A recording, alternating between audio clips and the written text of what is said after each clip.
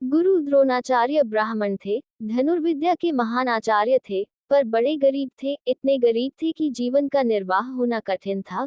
घर में कुल 3 प्राणी थे, द्रोणाचार्य स्वयं, उनकी पत्नी और उनका पुत्र अश्वत्थामा। पुत्र की अवस्था 5-6 वर्ष की थी। एक दिन पुत्र ने अपने एक साथी को दूध पीते हुए देख लिया, उसके मन में भी दूध पीने की अभिलाषा जाग उठी।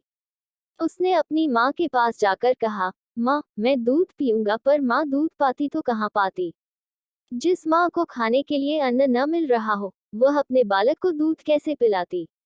माँ का हृदय विदीर्ण हो गया, पर बालक को तो सांत्वना प्रदान करनी ही थी। माँ ने आटे का पानी बालक को देते हुए कहा, लो, दूध पी लो। बालक को तो दूध के स्वाद का पता ही नहीं था। उसने आटे के पानी को पीकर समझा कि उसकी माँ उसे दूध पिला रहे हैं। गुरु द्रोणाचार्य का हृदय ये सब देख सुनकर कांप उठा। उन्होंने प्रतिज्ञा की कि या तो धन और यश पैदा करके रहूंगा या मर जाऊंगा। गुरु द्रोणाचार्य मन ही मन सोचने लगे, क्या करना चाहिए, धन और यश के लिए किस ओर जाना चाहिए।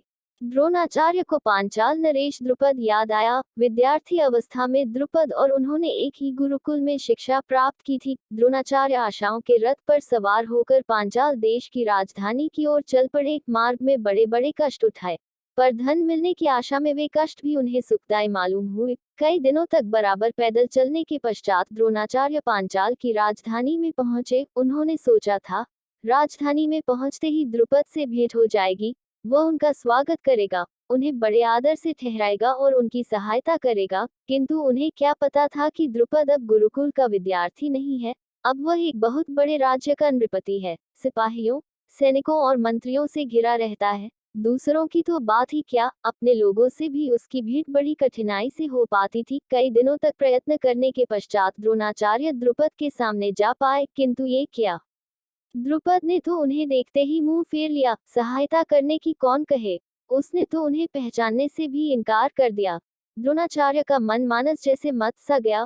उनके मन में जगत से ही नहीं, मानव मात्र से घृणा उत्पन्न हो गई। उन्होंने निश्चय किया, अब वे सन्यासी हो जाएंगे और वन की गोद में बैठकर अपना जीवन व्यतीत करेंगे। द्रोणाचार्य सन्यासी बनने के उद्देश्य से पैदल ही हरिद्वार की ओर चल पड़े। संध्या के पूर्व का समय था। थके मांदे द्रोणाचार्य हस्तिनापुर में एक कुएं के पास जा पहुंचे। वे कुएं पर ही रात्रि व्यतीत करना चाहते थे, पर वहां पांडव और कौरव राजकुमारों को देखकर विस्मित हो गए। यद्यपि वे उन्हें पहचानते नहीं थे, पर उनके रंग ढंग और उनके वार्तालाप से उन्होंने ये जान लिया कि यह पांडव और कौरव राजकुमार हैं। पांडव और कौरव राजकुमार कुएं के पास गेंद खेल रहे थे। उनकी गेंद कुएं में जा गिरी थी। वे अपनी गेंद कुएं से बाहर निकालने के लिए बड़ा प्रयत्न कर रहे थे, किंतु निकाल नहीं पा रहे थे। द्रोणाचार्य राजकुमारों की व्याकुलता का कारण जानकर द्रवित हो उठे। उन्होंने राजकुमारों से कहा, तुम लोग चिंता मत करो, मैं अभी तुम्हारी गेंद कुएं से बाहर निकाले देता हूँ।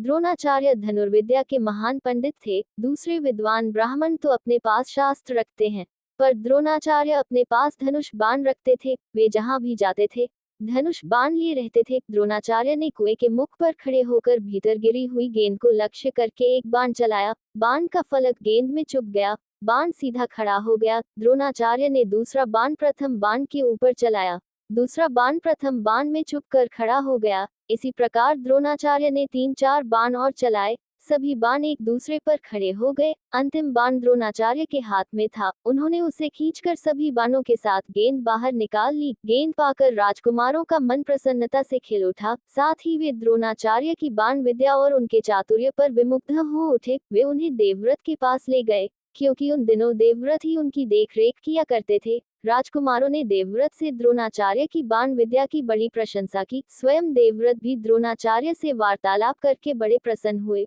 उन्होंने राजकुमारों को बाण विद्या सिखाने के लिए द्रोणाचार्य को गुरुपद पर प्रतिष्ठित कर दिया। द्रोणाचार्य का अभीष्ट पूर्ण हो गया। उन्हें गुरुपद पर रहते हुए धन तो मिला ही, बहुत बड़ा यश भी मिला। इतना बड़ा यश मिला कि यदि द्रोणाचार्य को निकाल दिया जाए तो महाभारत का युद्ध एक खेल सा लगने लगता है। मनुष्य का भाग्य जब चमकता है तो इसी प्रकार चमकता है। पुत्र को दूध के स्थान पर आटे का पानी पिलाने वाले द्रोणाचार्य पांडवों और कौरवों के पूज्य बन गए। दुर्योधन तो उन्हें शीश झुकाता ही था, अर्जुन भी शीश झुकाया करता था।